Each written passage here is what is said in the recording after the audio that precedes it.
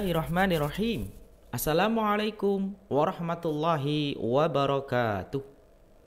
Bagaimana kabar adik-adik sekalian? Semoga Allah senantiasa melindungi kita semuanya, melindungi keluarga kita dan kaum muslimin semuanya. Adik-adik, sebelum kita belajar, alangkah baiknya kita memohon pada Allah.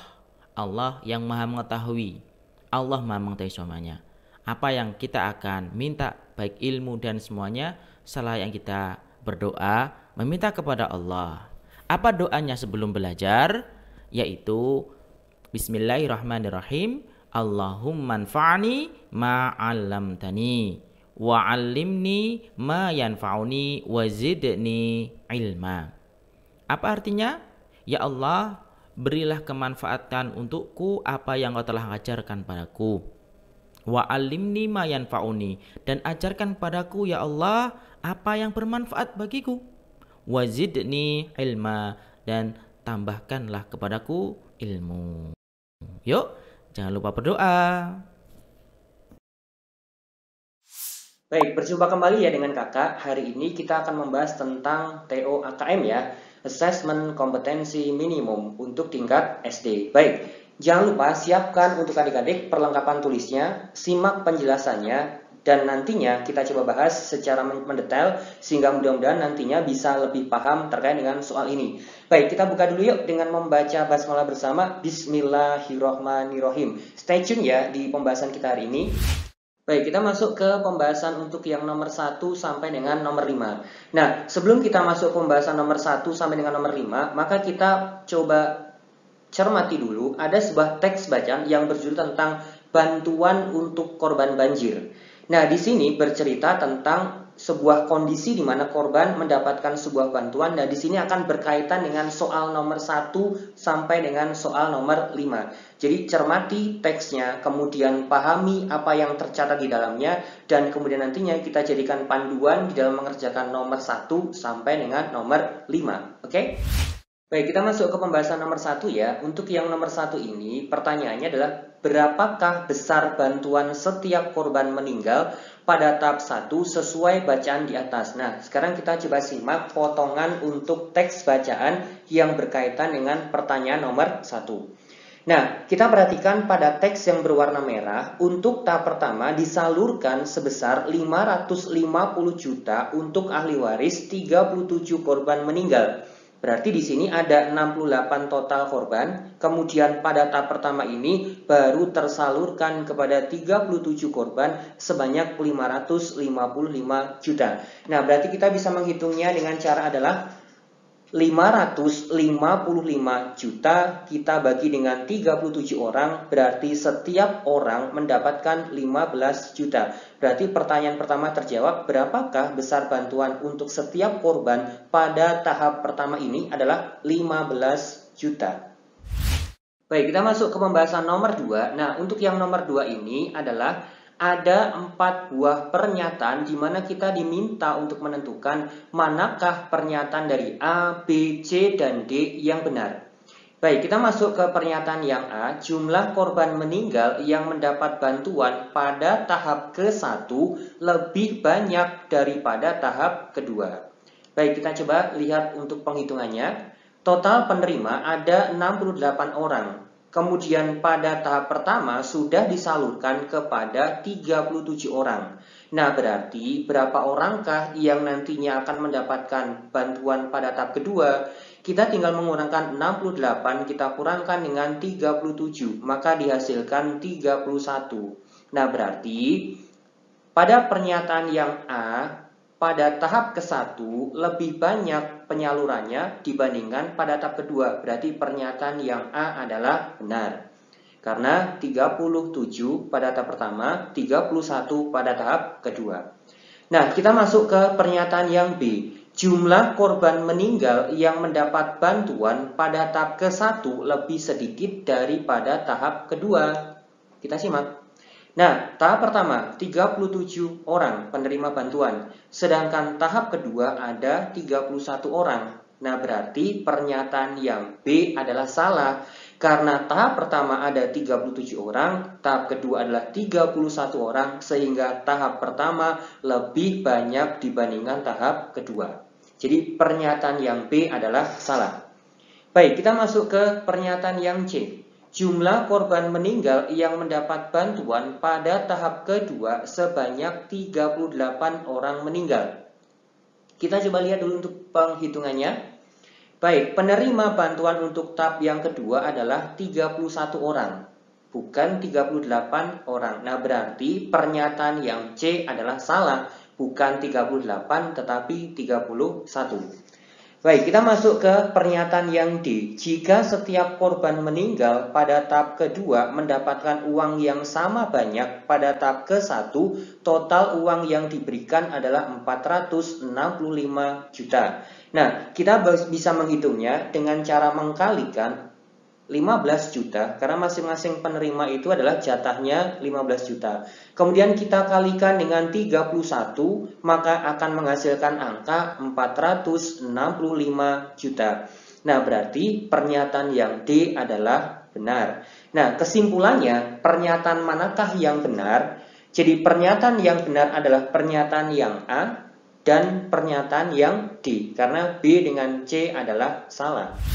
Baik, kita masuk ke pembahasan nomor 3. Nah, untuk yang nomor 3 ini adalah pertanyaannya total tenda dan perlengkapan tidur berjumlah titik-titik. Jadi, berapakah jumlah total tenda dan perlengkapan tidur yang diberikan oleh pemerintah? Nah, kita bisa menyimak pada teks bacaan yang sudah tercantum pada screen ya. Nah, di sini ada yang berwarna merah, tenda serbaguna keluarga dan tenda gulung sebanyak 332 unit.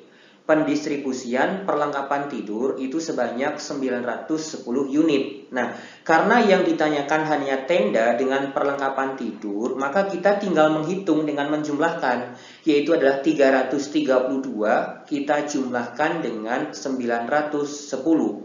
Maka dihasilkan jumlah 1242 unit. Baik, kita masuk ke pembahasan nomor 4. Nah, nomor 4 ini adalah pertanyaannya, pemerintah juga memberikan bantuan paket makanan dan mie instan. Jika paket makanan dan mie instan tersebut dibagikan sebanyak orang dengan sama banyak, berapakah paling banyak orang yang mendapatkannya? Nah, kita coba lihat dulu untuk potongan teks bacaannya ya. Nah, yang berwarna merah, pemenuhan kebutuhan makan disalurkan sebanyak 2.000 paket makanan siap saji dan lauk pauk, kemudian 15.000 mie instan. Nah, berarti kita fokusnya kepada paket makanan siap saji dan lauk pauk serta mie instan. Nah, kata kuncinya karena di sini ada kata sama banyak, maka kita menghitungnya dengan menggunakan FPB ya, faktor persekutuan terbesar. Karena di sini ada kata kunci sama banyak. Nah, berarti kita cari FPB dari 2.000 dan 15.000. Maka di sini dihasilkan faktorisasi 2 pangkat 3 dikalikan dengan 5 pangkat 3. Nah, berarti 2 pangkat 3 adalah 8. Kemudian kita kalikan dengan 5 pangkat 3, 125. Maka dihasilkan angka 1.000. Nah, berarti di sini banyaknya orang yang mendapatkan paket makanan dan mie instan adalah sebanyak 1.000 orang. Baik, kita masuk ke pembahasan nomor 5. Nah, nomor 5 ini pertanyaannya adalah pemerintah membuat dapur umum untuk membantu korban bencana. Berapa banyak total nasi bungkus yang diproduksi seluruh dapur umum tersebut setiap hari? Baik, kita lihat teksnya dulu. Nah, di sini perhatikan seksama untuk teks yang berwarna merah. Saat ini ada 8 titik dapur umum dengan masing-masing produksi adalah 3.000 nasi bungkus per hari. Nah, berarti kita bisa menghitung ada 8 dapur umum dengan produksi masing-masing adalah 3.000 nasi per hari. Nah, berarti total yang dihasilkan untuk seluruh dapur umum setiap hari adalah 8 dikalikan dengan 3.000. Maka dihasilkan total nasi bungkus sebanyak 24.000 nasi bungkus di setiap harinya. Baik, kita masuk ke nomor 6 sampai dengan nomor 10. Nah, untuk pertanyaan nomor 6 sampai dengan nomor 10 ini ada teks bacaan yang nantinya akan berkaitan. Nah, di sini ada teks bacaan yang berjudul penjualan buku tulis di koperasi sekolah. Nah, di sini ada sebuah koperasi di sebuah sekolah yang dimana dia adalah menjual buku. Nah, terdapat 4 warna sampul di buku tersebut adalah warna hijau, kemudian warna merah, warna biru, dan warna orange. Nah, warna hijau ini adalah khusus untuk kelas 1 dan 2, warna merah untuk kelas 3 dan 4, warna biru untuk kelas 5, sedangkan warna orange adalah khusus untuk kelas 6. Nah, kemudian ada data penjualan dari beberapa buku tersebut. Nah, di sini ada warna hijau itu tersedia di koperasi itu sebanyak 100. Kemudian warna merah terdapat di koperasi sebanyak 120. Kemudian warna biru terdapat di koperasi sebanyak 60. Kemudian warna orange terdapat di koperasi sebanyak 70. Nah, di sini ada buku yang sudah terjual untuk masing-masing warna adalah warna hijau sudah terjual 50, warna merah sudah terjual 60, warna biru sudah terjual 45, kemudian warna orange sudah terjual 42. Nah, untuk menentukan besar persentase penjualan, maka kita bisa menggunakan rumus adalah buku yang terjual dibagi dengan jumlah buku yang sudah ada di koperasi, kemudian kita kalikan dengan 100%. Nah, kemudian untuk data di masing-masing kelasnya kita tampilkan pada tabel berikut. Nah, di sini untuk siswa kelas 1 ada 30 orang, siswa kelas 2 ada 30 orang, siswa kelas 3 ada 40 orang, siswa kelas 4 ada 40 orang, siswa kelas 5 ada 60 orang, dan siswa kelas 6 adalah 60 orang. Baik, ini sebagai data yang untuk nantinya menjawab pertanyaan nomor 6 sampai dengan nomor 10. Baik, kita masuk ke pembahasan untuk yang nomor 6. Nah, nomor 6 ini kita diminta untuk menentukan pernyataan manakah yang benar. Nah, pernyataan yang A, persentase penjualan sampul hijau lebih sedikit daripada persentase penjualan buku bersampul merah. Nah, kemudian untuk yang B, persentase penjualan sampul hijau itu lebih banyak daripada persentase penjualan buku sampul merah. Sedangkan yang C, persentase penjualan buku sampul biru lebih banyak daripada persentase penjualan buku sampul orange. Sedangkan yang D, penjualan buku sampul hijau sama dengan persentase penjualan sampul orange. Nah, di sini sudah kita hitung dengan menggunakan data yang tadi ada di atas. Nah, untuk warna hijau ini persentase penjualannya adalah sebanyak 50%. Kemudian warna merah persentase penjualannya 50%, warna biru 75%, warna orange adalah 60%. Nah, kita coba lihat untuk pernyataan yang A. Nah, pernyataan yang A di sini adalah hijau lebih sedikit. Nah, hijau lebih sedikit dibandingkan dengan merah. Kalau kita lihat hijau itu 50, kemudian merah 50. Berarti bukan lebih sedikit, tetapi hijau dengan merah adalah sama banyak. Kemudian kalau yang B, hijau lebih banyak dibandingkan yang merah. Hijau dengan merah kita bisa lihat. Hijau 50, kemudian merah juga 50. Berarti hijau dengan merah adalah sama. Nah, sedangkan pernyataan yang C di sini adalah sampul biru itu lebih banyak dibandingkan dengan sampul orange. Biru ada 75, orange ada 60%. Nah, berarti pernyataan yang C adalah benar. Nah, sedangkan yang D, hijau sama dengan orange. Hijau ada 50%, kemudian orange ada 60%. Nah, berarti tidak sama. Berarti dari pernyataan nomor 6, di antara A, B, C, dan D, maka yang tepat dan benar adalah pernyataan yang C. Karena data dengan pernyataan itu adalah sesuai. Baik, kita masuk ke pembahasan nomor 7. Nah, untuk yang nomor 7 ini, ada sebuah keterangan. Di kelas 6, pembelian buku tulis di koperasi sekolah dibatasi. Setiap siswa untuk yang kelas 6 ini hanya boleh membeli 2 buku. Nah, di sini ada 4 pernyataan, kita diminta untuk menentukan manakah pernyataan yang benar.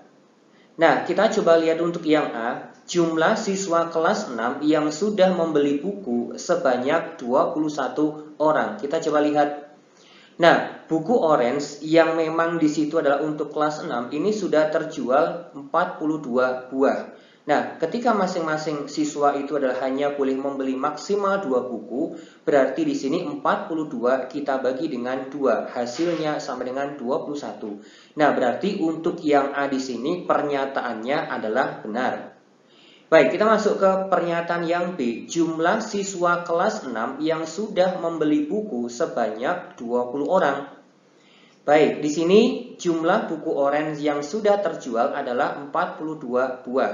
Nah, berarti siswa yang sudah membeli adalah sebanyak 21. Karena di sini kita bagi 2. Karena setiap satu siswa hanya boleh membeli 2 buku. Berarti bukan 20 orang. Baik, berarti pernyataan yang B di sini adalah salah. Baik, kita masuk ke pernyataan yang C. Jumlah siswa kelas 6 yang belum membeli buku di koperasi sekolah sebanyak 39 siswa. Baik, nah jumlah siswa kelas 6 itu totalnya ada 60 siswa. Yang sudah membeli tadi adalah 21 orang, maka yang belum membeli buku adalah 60 orang. Kita kurangkan dengan 21 orang, hasilnya sama dengan 39 siswa. Berarti pernyataan yang C adalah benar. Baik, kita masuk ke pernyataan yang D. Jika semua siswa kelas 6 membeli buku, maka koperasi sekolah paling sedikit harus menambahkan stok buku lagi sebanyak 50 buku. Nah, sekarang kita coba lihat, ada 60 siswa. Kemudian kalau di situ ada 60 siswa dengan masing-masing mendapatkan jatah 2 buku, maka total buku yang harus tersedia adalah 120. Nah, sedangkan di koperasi itu baru tersedia 70, maka berapakah yang harus ditambahkan oleh koperasi untuk stoknya? Berarti 120 kita kurangkan dengan 70 sama dengan 50 buku. Nah, berarti pernyataan yang D adalah benar ya. Baik, berarti pernyataan A benar, kemudian pernyataan yang C benar, dan pernyataan yang D adalah benar ya. Yang salah adalah pernyataan yang B.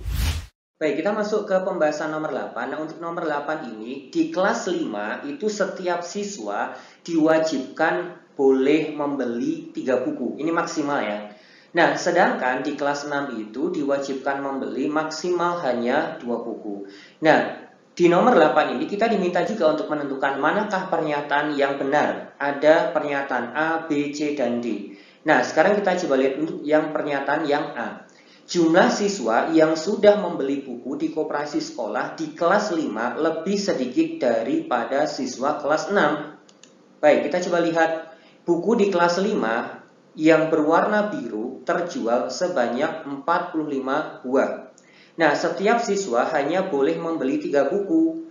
Berarti jumlah siswa di kelas 5 yang sudah membeli buku adalah 45. Kita bagi dengan 3, ada 15 orang. Nah, sedangkan jumlah siswa di kelas 6 yang sudah membeli buku adalah sebanyak 21 orang. Berarti di antara kelas 5 dan kelas 6, berarti kelas 5 adalah yang paling sedikit. Nah, berarti pernyataan yang A ini adalah benar. Baik, kita masuk ke pernyataan yang B. Jumlah siswa yang sudah membeli buku di koperasi sekolah di kelas 5 lebih banyak daripada siswa di kelas 6. Nah, ini sama ya. Siswa kelas 5 yang sudah membeli buku ada 15 orang, sedangkan siswa di kelas 6 yang sudah membeli buku adalah 21 orang. Sehingga siswa kelas 5 harusnya itu lebih sedikit, bukan lebih banyak. Karena yang lebih banyak adalah jumlah siswa di kelas 6. Kemudian pernyataan yang C. Nah, pernyataan yang C, jumlah siswa kelas 5 yang belum membeli buku di koperasi sekolah ada 45 siswa. Nah, di sini jumlah total siswa di kelas 5 adalah 60 orang. Yang sudah membeli buku ada 15 orang, berarti yang belum membeli buku adalah 45 orang. Berarti di sini pernyataan yang C adalah benar. Baik, kita masuk ke pernyataan yang D. Jika semua siswa kelas 5 membeli buku, maka koperasi sekolah paling sedikit harus menambahkan stok buku lagi sebanyak 180 buku. Baik, kita coba lihat untuk pembahasannya. Jika semua kelas 5 itu membeli buku, maka harus tersedia 3 dikali dengan 60 siswa, sama dengan 180 buku. Nah, hanya tersedia di koperasi sebanyak 60 buku, maka stok yang ditambahkan oleh koperasi adalah sebanyak 120 buku, bukan 180 buku. Berarti pernyataan yang D adalah salah. Baik, kita coba lihat pernyataan mana sajakah yang benar. Berarti A benar, kemudian yang C adalah benar, sehingga yang salah adalah B dan D. Baik, kita masuk ke pembahasan nomor 9. Untuk yang nomor 9 ini, di kelas 3 dan 4, setiap siswa hanya diwajibkan membeli 3 buku saja di koperasi sekolah. Berdasarkan data di atas, tentukan pernyataan di bawah ini yang benar. Berarti kita diminta untuk menentukan pernyataan A, B, C, dan D manakah yang benar. Baik, kita coba lihat dulu yang pernyataan yang A, jumlah siswa yang sudah membeli buku di koperasi sekolah di kelas 3 dan 4 sebanyak 20 siswa. Nah, jumlah buku warna merah yang terjual di koperasi ada 60 buku. Satu siswa hanya boleh membeli 3 buku. Berarti jumlah siswa kelas 3 dan 4 yang sudah membeli buku adalah 60 kita bagi dengan 3. Berarti ada 20 siswa. Berarti pernyataan yang A adalah benar. Baik, kita masuk ke pernyataan yang B. Jika jumlah siswa kelas 3 yang belum membeli buku di koperasi sekolah sebanyak 35 siswa, maka di kelas 4 yang belum membeli buku di koperasi sekolah adalah sebanyak 25 siswa. Baik, buku yang belum terjual adalah 60 buku dari 120 buku yang tersedia. Jumlah buku yang belum terjual adalah 60. Nah, maka kemungkinan yang bisa terjadi ada 35 siswa kelas 3 dan 25 siswa di kelas 4 yang belum membeli buku. Nah, berarti di sini pernyataan untuk yang B, di kelas 4 yang belum membeli buku di koperasi sekolah adalah sebanyak 25 siswa. Berarti betul ya. Baik, kita masuk ke pernyataan yang C. Jika semua siswa kelas 3 dan 4 membeli buku, maka koperasi sekolah paling sedikit harus menambah stok buku itu sebanyak 120 buku. Baik, kita coba lihat untuk pembahasannya. Jika seluruh siswa kelas 3 dan 4 membeli buku yang ada, maka jumlah yang dibutuhkan adalah 3 dikali dengan 80. Karena kelas 3 ada 40 orang, kelas 4 ada 40 orang. Nah, berarti kalau kita totalkan 3 kali 80 adalah 240 buku, sehingga harus menambahkan stok buku 240, kita kurangkan dengan 120, sama dengan 120 buku. Berarti pernyataan yang C adalah benar. Baik, masuk ke yang D. Jika semua siswa kelas 3 dan 4 membeli buku, maka koperasi sekolah paling sedikit harus menambahkan stok buku lagi sebanyak 100 buku. Baik, kelas 3 dan 4, jika seluruhnya membeli buku, maka totalnya adalah 240. Nah, sehingga stok buku yang harus ditambahkan adalah 240 dikurangkan dengan 120. Ketemunya adalah 120. Berarti bukan 100 buku. Nah, berarti pernyataan manakah yang betul? Pernyataan yang A adalah benar, pernyataan yang B adalah benar, kemudian pernyataan yang C adalah benar, sedangkan yang D adalah salah. Baik, kita masuk ke pembahasan nomor 10. Nah, untuk nomor 10 ini di kelas 1 dan 2, setiap siswa hanya diwajibkan membeli 5 buku saja di koperasi. Nah, kita diminta untuk menjodohkan pernyataan di bawah ini yang manakah yang benar. Baik, kita coba lihat ya. Warna hijau untuk kelas 1 dan kelas 2 tersedia 100 buah. Nah, sudah terjual 50 buah. Maka jika terjual 50 buah, berarti jumlah siswa yang membeli adalah 50, kita bagi dengan 5, sama dengan 10 siswa. Berarti pernyataan yang nomor 1, banyaknya siswa kelas 1 dan 2 yang sudah membeli buku adalah sebanyak 10 orang. Jadi kita cocokkan dengan yang 10. Baik, selanjutnya siswa kelas 1 dan 2 yang belum membeli buku adalah sebanyak 50 siswa, kita kurangkan 60 dengan 10. Nah, berarti di sini adalah banyaknya siswa kelas 1 dan 2 yang belum membeli buku adalah sebanyak 50 orang. Baik, ke pernyataan yang ketiga. Jumlah buku yang harus disediakan koperasi jika seluruh siswa kelas 1 dan 2 membeli seluruhnya adalah 30. Kita tambahkan dengan 30 karena kelas 1 ada 30, kelas 2 ada 30. Nah, kemudian kita kalikan dengan 5 buku, maka 60 kita kalikan dengan 5 sama dengan 300 buku. Karena sudah tersedia 100 buku, berarti kurang 200 buku. Nah, berarti di sini adalah jumlah buku yang harus disediakan oleh koperasi untuk kelas 1 dan 2 adalah sebanyak 200. Baik, kemudian yang selanjutnya, jumlah siswa kelas 2 ada 30 orang, jumlah siswa kelas 4 adalah 40 orang. Nah, berarti selisih jumlah siswa antara kelas 2 dan 4 adalah 10 orang. Berarti terjawab untuk pernyataan yang nomor 4, selisih banyaknya siswa kelas 2 dan kelas 4 adalah sebanyak 10 orang. Baik, kita masuk ke nomor 11 sampai dengan nomor 13. Nah, untuk nomor 11 sampai dengan nomor 13 ini ada sebuah teks bacaan yang berjudul Panduan Isi Piringku, yang nantinya teks ini akan berhubungan dengan soal nomor 11 sampai dengan soal nomor 13. Jadi, jangan lupa untuk disimak, kemudian dibaca, ditelaah untuk teks ini agar bisa dengan lancar menjawab soal nomor 13 dan juga 12 serta nomor 11. Baik, kita masuk ke pembahasan nomor 11. Nah, nomor 11 ini kita diminta untuk menjodohkan. Nah, jika setiap bagian diubah menjadi sebuah pecahan, maka jodohkanlah bagian isi piringku dengan pecahan yang sesuai. Di sini ada beberapa pilihan yang nantinya harus kita jodohkan sesuai dengan jawaban yang tepat. Baik, yang pertama, jumlah seluruh zat gizi. Nah, di sini ada nasi sebanyak 150 gram, lauk hewani 75 gram, lauk nabati 100 gram, sayur 150 gram, kemudian buah adalah 150 gram. Nah, di sini ada 3 bahan yang sama, nasi, sayur, kemudian buah. Ini jumlahnya adalah sama. Nah, nasi menghasilkan 6/25. Kemudian lauk hewani di sini adalah 3/25, lauk nabati 4/25, kemudian sayur 6/25, kemudian buah adalah 6/25. Baik, kita coba lihat untuk pasangan yang sesuai.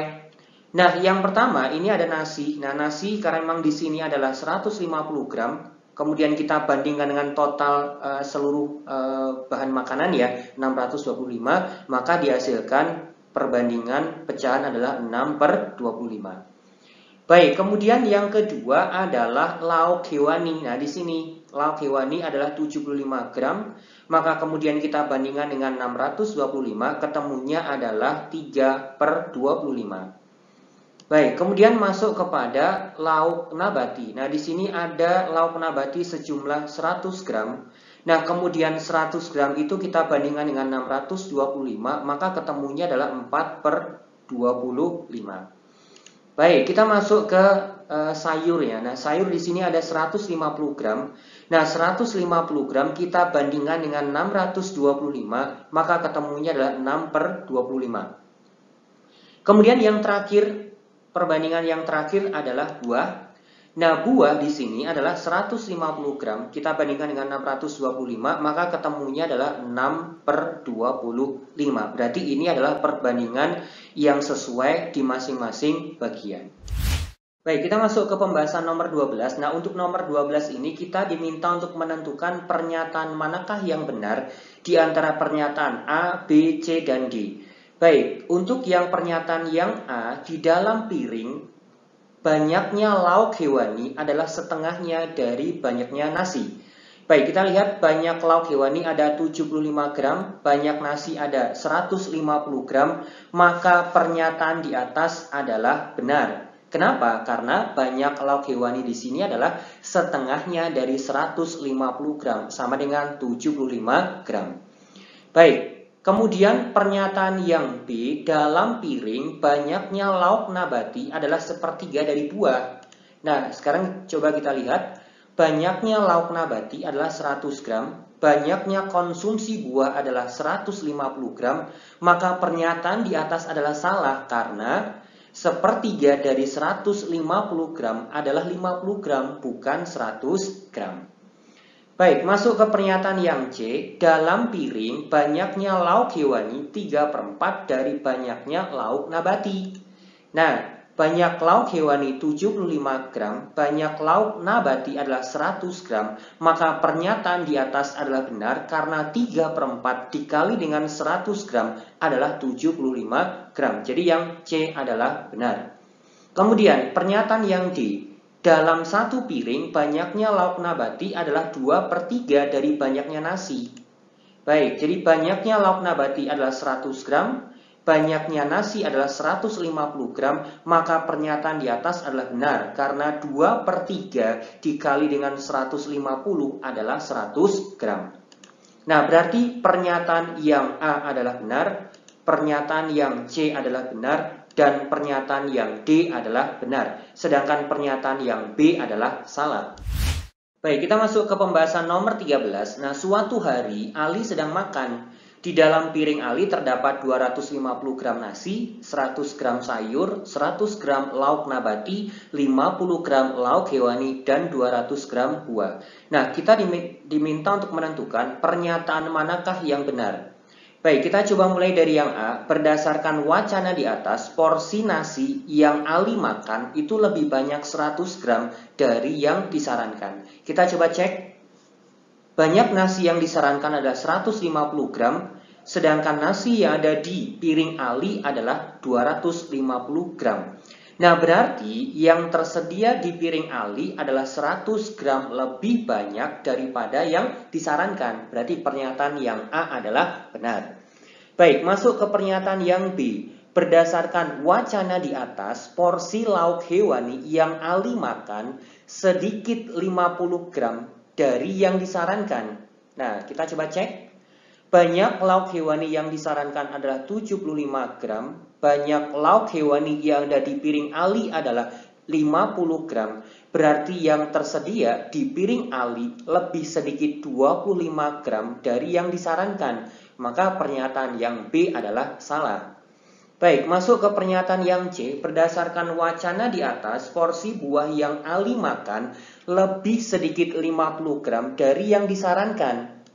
Nah, konsumsi buah yang disarankan 150 gram, kemudian konsumsi buah yang Ali lakukan adalah 200 gram, maka buah yang dikonsumsi Ali lebih sedikit 50 gram dari yang disarankan. Nah, berarti pernyataan yang C adalah benar. Baik, kita masuk ke pernyataan yang D. Nah, pernyataan yang D ini adalah berdasarkan wacana di atas, porsi lauk nabati yang Ali makan sudah sesuai dari yang disarankan. Nah, di sini adalah banyak lauk nabati yang disarankan 100 gram, banyak lauk nabati yang di piring Ali adalah 100 gram, berarti konsumsi lauk nabati Ali sudah sesuai yang disarankan. Nah, berarti pernyataan yang D adalah benar. Nah, kesimpulannya pernyataan A adalah benar, pernyataan yang C adalah benar, pernyataan yang D adalah benar, sedangkan pernyataan yang B adalah salah. Baik, kita masuk ke pembahasan untuk yang nomor 14 sampai dengan nomor 17. Nah, untuk nomor 14 sampai dengan nomor 17 ini ada sebuah teks bacaan yang perlu kita telaah, yang perlu kita baca, yang perlu kita pahami sehingga nantinya bisa mengerjakan untuk nomor 14 sampai dengan nomor 17. Baik, kita masuk di nomor 14. Untuk pembahasan nomor 14 ini adalah kita diminta tentukan pernyataan di bawah ini yang benar. Jadi pada lift itu ada 6 orang, masing-masing orang itu membawa barang bawaan di mana total 6 orang beserta dengan barang bawaannya itu adalah 770 kg.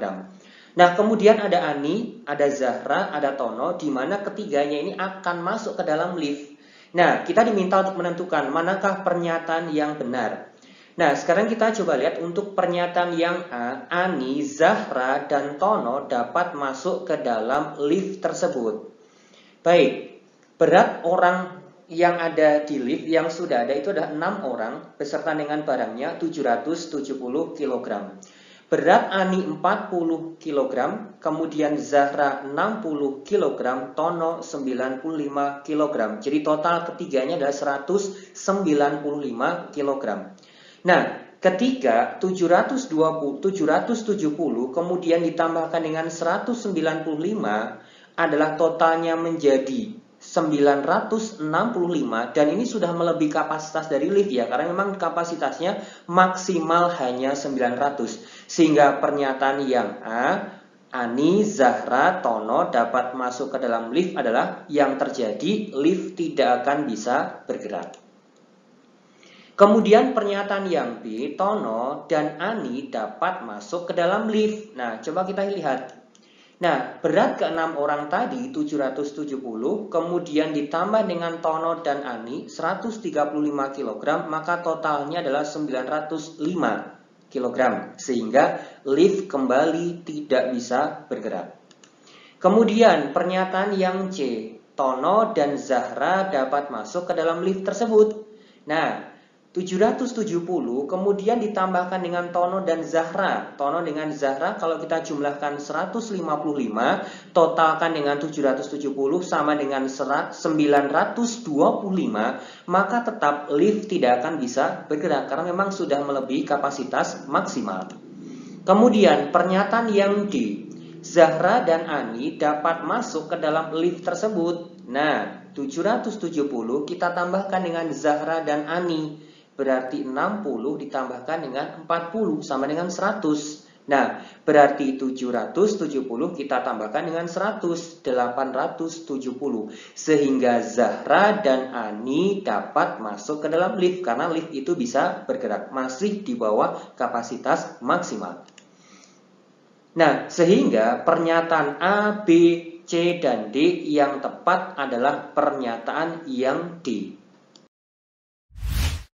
Baik, kita masuk ke pembahasan nomor 15. Nah, untuk yang nomor 15 ini, pertanyaannya, jika hanya Tono yang masuk ke dalam lift, maka berapa maksimal berat barang bawaan yang boleh dibawa oleh Tono? Nah, berarti di sini kita lihat, sudah ada 770 kg. Nah, kemudian berat Tono adalah 95 kg. Nah, sehingga 770 kita tambahkan dengan 95 kg, maka total jumlahnya adalah 865. Kita kurangkan dengan kapasitas maksimal dari lift, maka 900 kita kurangkan dengan 865, maka barang bawaan yang boleh dibawa oleh Tono hanyalah 35 kg. Baik, kita masuk ke pembahasan nomor 16. Nah, nomor 16 di sini kita diminta untuk menentukan kembali manakah pernyataan yang benar. Baik, yang A, berat barang yang boleh dibawa oleh mereka berdua. Nah, di sini ada Ani dan Zahra yang akan masuk ke dalam lift, maksimal adalah 30 kg. Kita coba lihat.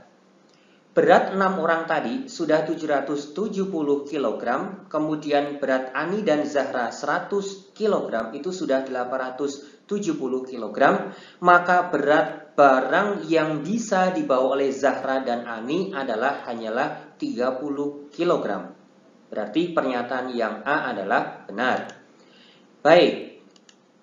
Kemudian kita masuk ke pernyataan yang B, jika Zahra membawa barang seberat 35 kg, maka lift tidak akan berjalan.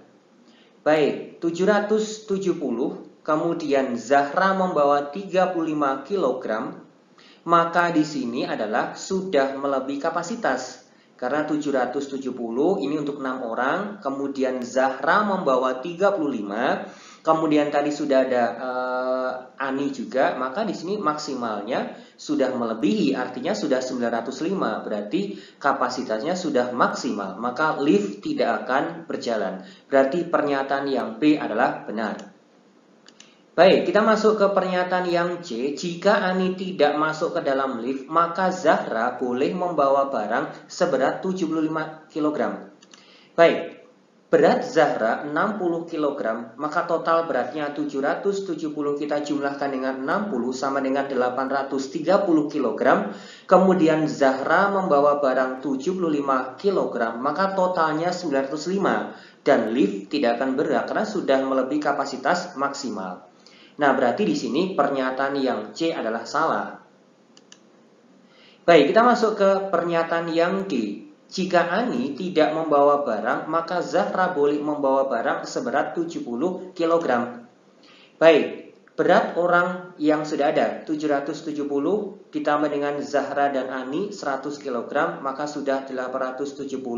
Kemudian ketika Zahra menambahkan 70 kg barang, maka beratnya menjadi 940 kg, maka lift tidak akan bisa bergerak. Jadi pernyataan yang betul adalah pernyataan A dan B.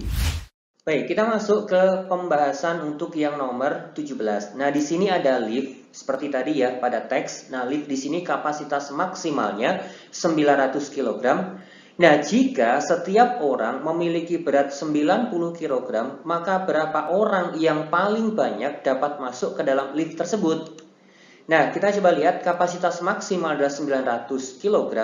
Penumpangnya adalah 90 kg, maka maksimal jumlah penumpang yang bisa naik adalah 900, kita bagi dengan 90 sama dengan 10 orang. Jadi maksimal hanya bisa 10 orang. Baik, kita masuk ke pembahasan soal untuk nomor 18 dan 19. Nah, di sini ada sebuah teks bacaan yang di sini adalah berjudul tentang guntingan kertas. Nah, di sini Umar memiliki kertas berbentuk persegi panjang, kemudian digunting, kemudian hasilnya adalah seperti gambar. Ada persegi panjang, ada segitiga, ada jajar genjang. Kemudian Umar melakukan hal yang sama seperti di atas sehingga menghasilkan banyak guntingan seperti gambar di atas. Kemudian Umar mencoba menyusun gambar tersebut. Nah, kita diminta untuk tentukan gambar di bawah ini gambar yang berpola. Baik, kita lihat untuk yang gambar A. Nah, pada gambar A di sini adalah memiliki pola yang teratur. Ada persegi panjang, ada persegi panjang, kemudian persegi lagi. Maka pilihan untuk yang A atau opsi yang A di sini adalah memiliki pola yang teratur. Kemudian untuk yang pola B, nah di sini ada persegi panjang, ada segitiga, ada jajar genjang, ada segitiga, ada persegi. Berarti pola yang berubah dan itu tidak teratur, sehingga pilihan B adalah tidak berpola, sehingga pilihan B adalah salah. Kemudian yang C, nah, pilihan yang C ada jajar genjang, ada segitiga, kemudian ada jajar genjang. Nah, berarti dari pilihan C ini ada dia berpola, teratur polanya. Nah, berarti betul ya yang C. Sedangkan yang D di sini ada jajar genjang, segitiga, ada jajar genjang, ada segitiga, kemudian ada jajar genjang. Nah, kalau kita memperhatikan teratur polanya. Jadi ada jajar genjang, segitiga, dan seterusnya.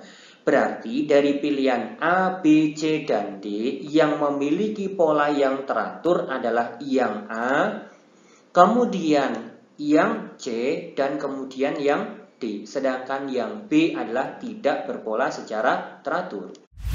Baik, kita masuk ke pembahasan nomor 19. Nah, nomor 19 ini adalah kita diminta menentukan pernyataan manakah yang benar. Ada jajar genjang, segitiga, jajar genjang, dan seterusnya.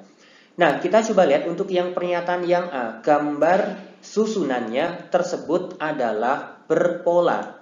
Nah, gambar 1, 2, 3, 4, 5, dan seterusnya memiliki pola yang teratur. Nah, berarti di sini untuk yang pernyataan yang A adalah benar ya, karena polanya memang teratur.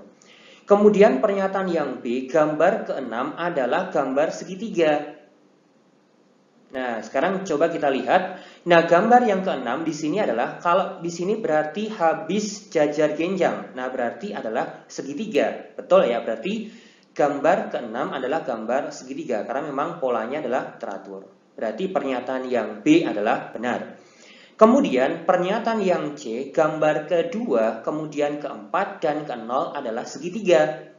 Nah, sekarang kita lihat gambar kedua adalah segitiga, gambar keempat adalah segitiga, dan gambar ke-0 harusnya adalah segitiga, karena memang polanya teratur. Berarti pernyataan yang C adalah benar. Kemudian pernyataan yang D, gambar ketiga, dan gambar ke-1 adalah segitiga.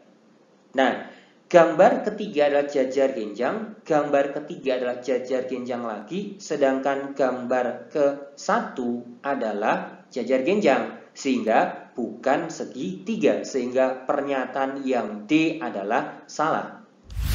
Baik, kita masuk ke pembahasan soal untuk nomor 20 sampai dengan nomor 25. Nah, untuk yang nomor 20 sampai dengan nomor 25 ini ada sebuah teks bacaan yang berkaitan dengan nomor 20 sampai dengan nomor 25. Jadi Umar berjualan sate bakso di mana dia menjual ada dua jenis sate bakso. Yang pertama ada sate bakso enak yang dia jual dengan harga 3.000 per tusuk. Kemudian yang kedua adalah sate bakso mantap yang dia jual adalah 4.000 per tusuk. Nah, yang berbeda adalah kalau sate bakso enak ada 3 tusuk, maaf, dalam satu tusuknya ada 3 buah bakso, sedangkan yang pada bakso mantap satu tusuknya adalah berisi 4 buah bakso. Baik, kita masuk ke pembahasan untuk yang nomor 20. Nah, untuk nomor 20 ini ada keterangan, jadi pada hari Minggu, Umar mendapatkan pesanan sate bakso berupa 70 sate bakso enak dan 50 sate bakso mantap. Nah, kemudian Umar akan membuat sate bakso tersebut sesuai dengan pesanan. Nah, berapakah jumlah bakso yang disediakan? Nah, kita diminta untuk tentukan pernyataan di bawah ini yang benar. Baik, kita coba lihat dari masing-masing pernyataan. Yang A, Umar menghitung kebutuhan bakso dengan cara 70 dikali dengan 4 ditambah 50 dikali dengan 3. Nah, kita coba lihat pembahasannya. Penghitungan seharusnya adalah 70 dikali dengan 3.000 karena satu tusuk bakso enak itu seharga 3.000 rupiah. Kemudian ditambah dengan 50 dikali dengan 4.000 karena untuk satu tusuk bakso mantap itu seharga 4.000. Nah, atau kita sederhanakan menjadi 70 dikali dengan 3 ditambah 50 dikali 4.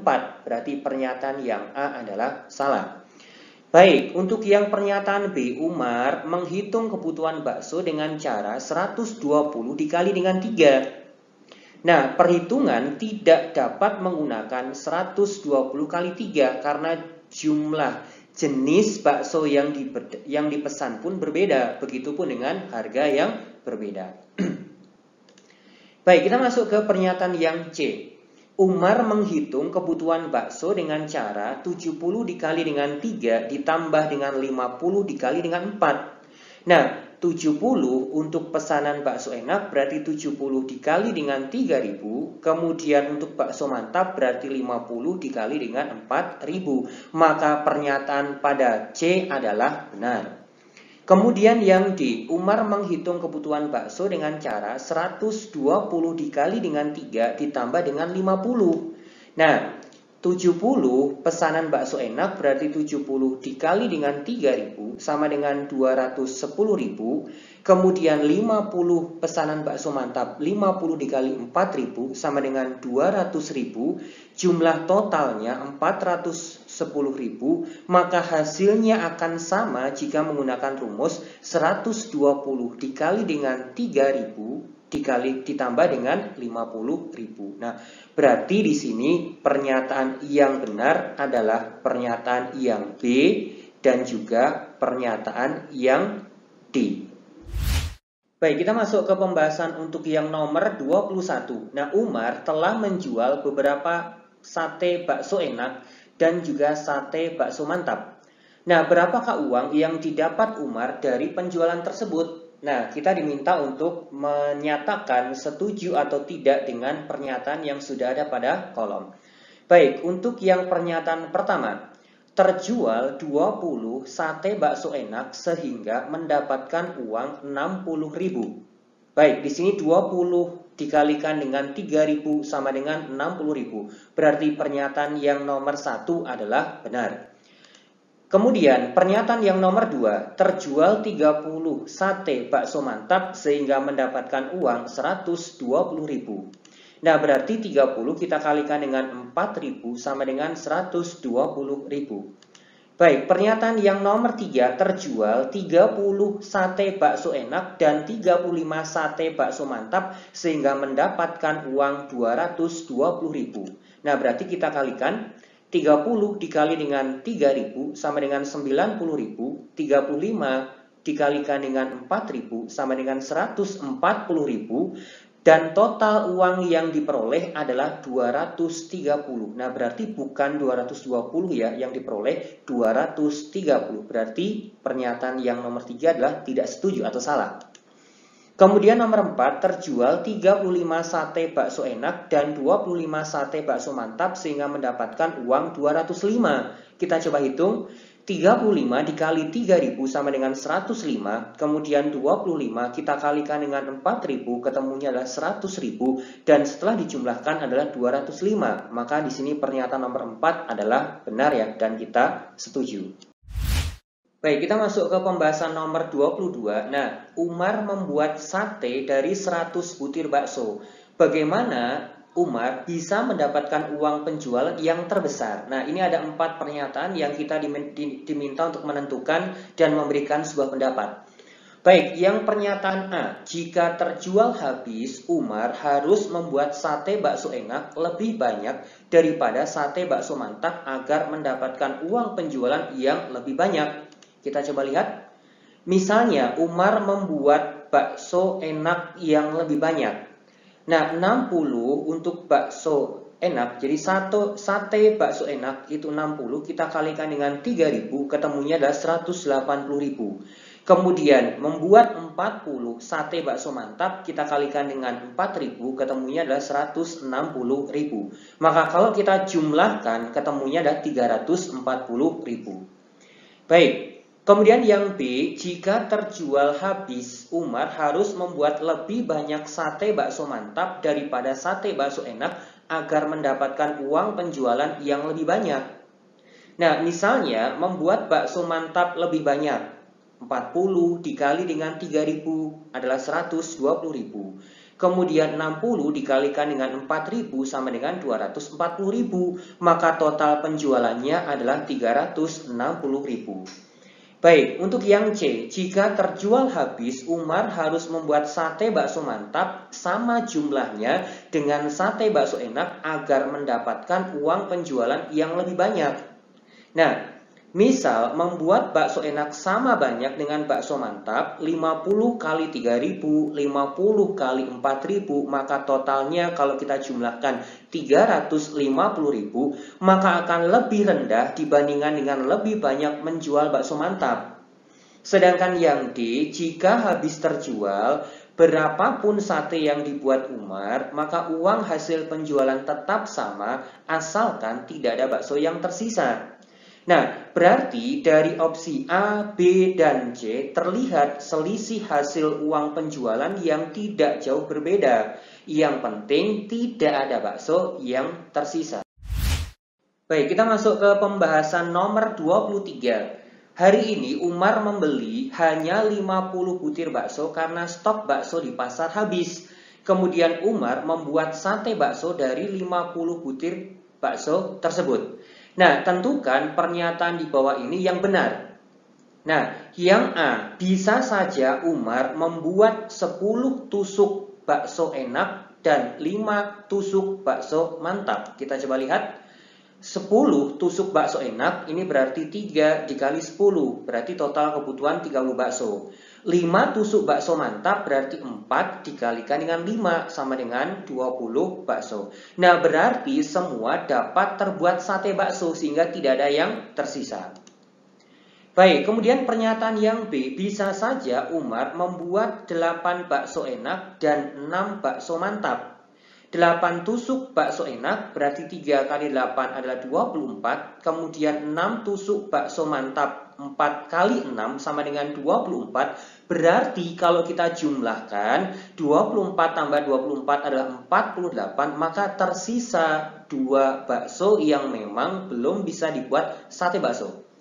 Kemudian yang C, bisa saja Umar membuat 6 bakso enak dan 8 bakso mantap. Nah, berarti 6 tusuk bakso enak, 3 kali 6, 18. Kemudian 8 tusuk bakso mantap, 4 kali 8, 32. Berarti semua bakso bisa dibuat sate bakso. Kemudian yang D, bisa saja Umar membuat 2 bakso enak dan 11 bakso mantap. Baik, 2 tusuk bakso enak berarti 3 kali 2 sama dengan 6 bakso. Kemudian 11 tusuk bakso mantap berarti 4 dikali dengan 11 sama dengan 44 bakso. Nah, berarti semua bakso juga bisa kita buat menjadi sate bakso. Nah, berarti dari pilihan A, B, C, dan D yang menjadikan bakso tersisa adalah pilihan B. Nah, sehingga pilihan B ini adalah kurang tepat. Baik, kita masuk ke pembahasan nomor 24. Nah, nomor 24 ini, hari ini Umar membeli bakso sebanyak 100 butir untuk dibuat sate bakso. Nah, kita diminta untuk menjawab pernyataan atau menyatakan pernyataan manakah yang benar. Baik, pernyataan yang A, jika Umar membuat sate sebanyak mungkin, bisa jadi tidak ada bakso yang tersisa. Baik. Jika bakso yang dibeli Umar ada 100 butir, maka bisa membuat sate bakso mantap karena tidak ada bakso yang tersisa. Berarti 100 kita bagi dengan 4 sama dengan ada 25 tusuk sate bakso mantap. Kemudian untuk yang B, jika Umar membuat sate sebanyak mungkin, bisa jadi ada 1 butir bakso yang tersisa. Jika bakso yang dibeli Umar adalah 100 butir, maka bisa membuat sate bakso mantap dan bakso enak dengan resiko ada sisa bakso. Kemudian yang C, jika Umar membuat sate dengan jumlah paling sedikit dan tidak ada bakso yang tersisa, maka jumlah satenya adalah 25 sate. Nah, berarti di sini adalah jika yang dibeli ada 100 butir, maka bisa membuat sate bakso mantap karena tidak ada bakso yang tersisa. Sedangkan yang D, jika semua laku terjual, lebih baik Umar membuat sate sebanyak mungkin agar mendapat uang penjualan yang juga sebanyak mungkin. Nah, dengan harga yang berbeda, ada selisih 1000, maka terlihat selisih hasil uang penjualan tidak berbeda jauh. Yang penting tidak ada bakso yang tersisa. Baik, kita masuk ke pembahasan nomor 25. Pada hari Minggu, Umar membeli 100 butir bakso. Umar akan membuat sate bakso, maka tentukan pernyataan di bawah ini yang benar. Baik, pernyataan yang A. Jika Umar membuat 21 bakso enak dan 9 bakso mantap, maka tersisa 2 butir bakso. Kita coba lihat.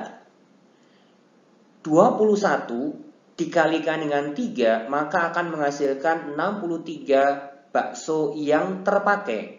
Kemudian 9 dikali dengan 4 sama dengan 36 bakso yang terpakai. Sehingga kalau kita jumlahkan hasilnya sama dengan 99, maka tersisa 1 butir bakso.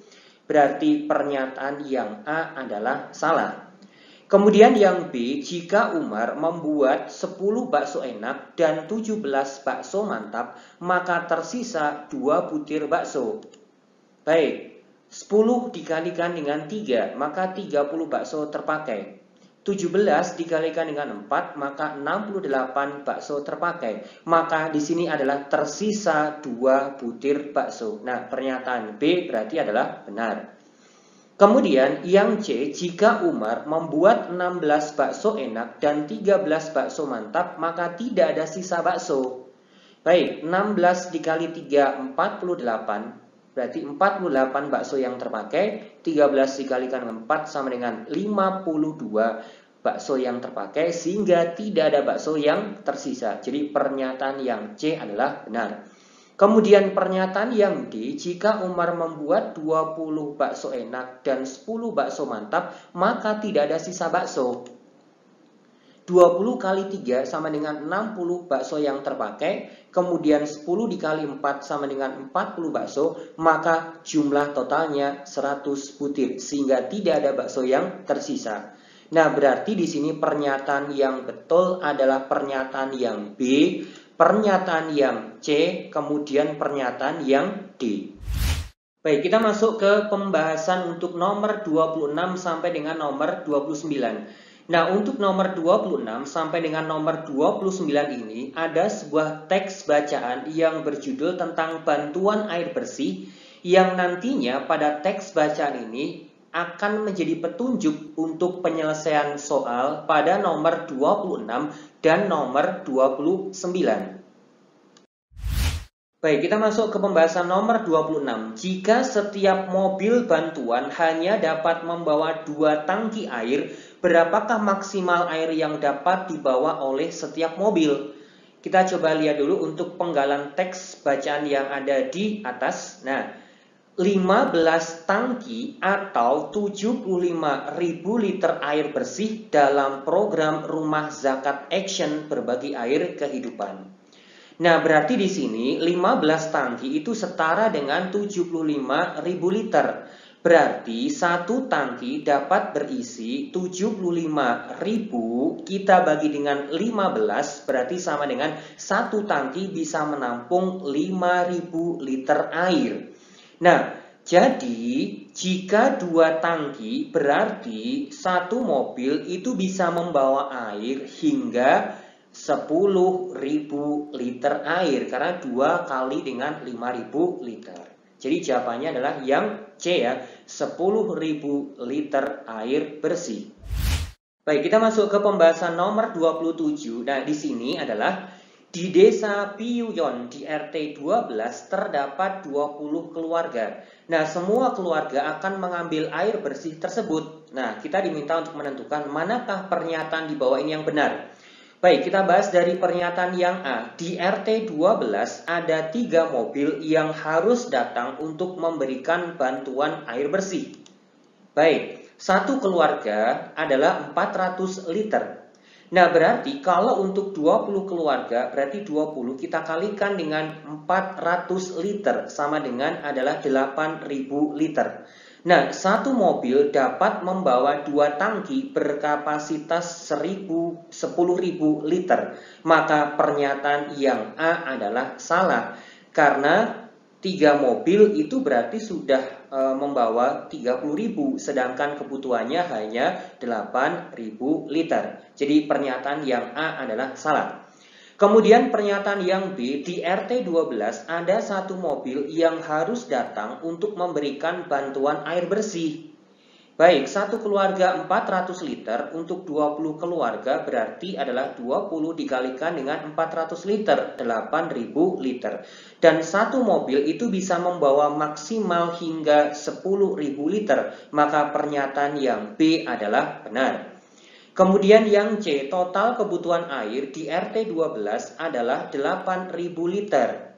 Baik, satu keluarga 400 liter, maka kalau untuk 20 keluarga, 20 dikali 400, 8.000 liter. Berarti pernyataan yang C adalah benar. Sedangkan yang D, sisa air di dalam tangki